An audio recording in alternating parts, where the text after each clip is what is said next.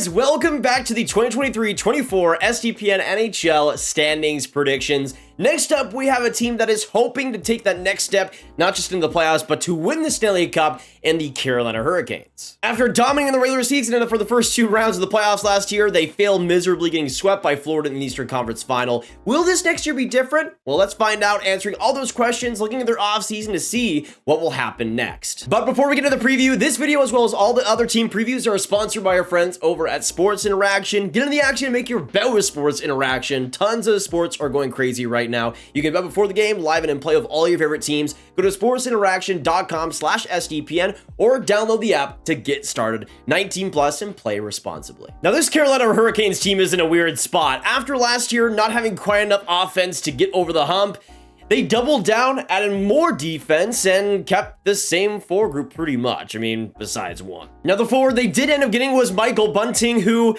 I don't know is exactly the player the Canes needed offensively. I mean, he's pretty decent at goal scoring, 20 goals last two seasons, 49 points this last year. So you're still going to get a top six guy, potentially maybe a second line scoring option, but nothing that's going to absolutely blow you away or anything. And I think for the Canes, adding a superstar and Alex DeBrincat was almost a must this last year, with how consistently the theme has been the lack of top end scoring, biting them every single time in the back.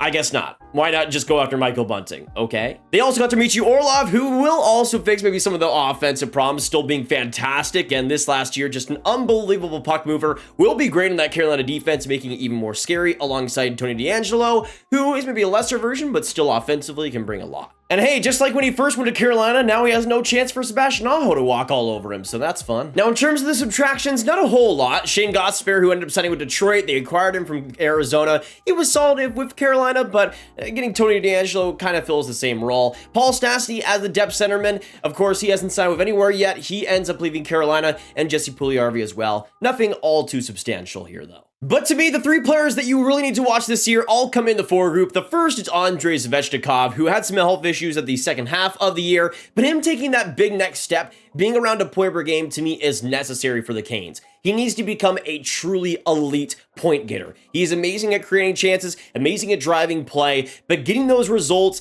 that's what's really going to separate him from that top tier in the NHL. That's what's really going to be important for him at that next level. The second player to watch for the Canes this year is Jesperi Kotkaniemi, who will likely be getting second line minutes now, finally in his big contract role. But in his last 35 games of the regular season, he got 11 goals, 27 points. If he's able to bring that offense while also bringing really underrated defensive play, he's going to be huge for the Canes this next year. And for my third player to watch for the Canes this next season, I got Teuvo Teravainen, who in 2022 got 65 points in 77 games, but this year took a little bit of a step back, especially in the goal scoring and the overall points department, 37 points in 68 games. And that health was also an issue throughout the regular season and the playoffs. Getting back healthy, just like Svechnikov, and getting back on his great, amazing game will be necessary for the Canes offense to succeed. But let's go through and grade their forwards, defense, and goaltending. And first, of course, you got that forward group, which in my opinion has some great options. Sebastian Aho is a great center, and I do love players like Seth Jarvis and Svechnikov hopefully taking that next step. But a lot of it is just solid. A lot of it is like second line players who will do good, but not a lot of true superstar talent.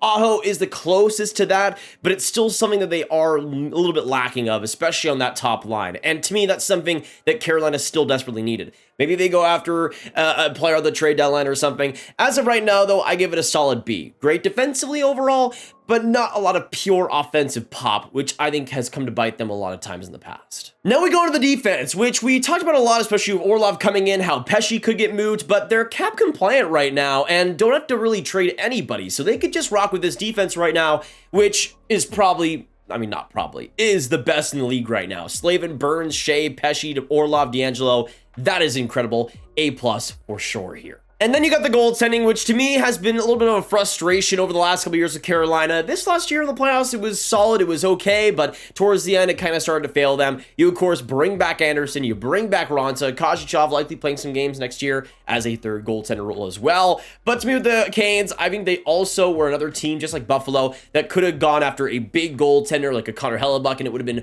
perfect. Anderson and Raanta are great because of the system, but if you got an actual elite goaltender in that Canes defense too, it would have made this team near unbeatable. To me, I think with that goaltending and the health as well, that's been inconsistent with those two, it's just hard to really bet on them. I give the goaltending a B when they're healthy, but it never really is it? For the Canes, though, they're going to be a dominant regular season team. I see them getting around 108 to 110 points. I still see New Jersey being the top dog in the Metro, but I see the Canes finishing second and being still one of the best teams in the league. The playoff success will be a different story. Will that offense rise the occasion?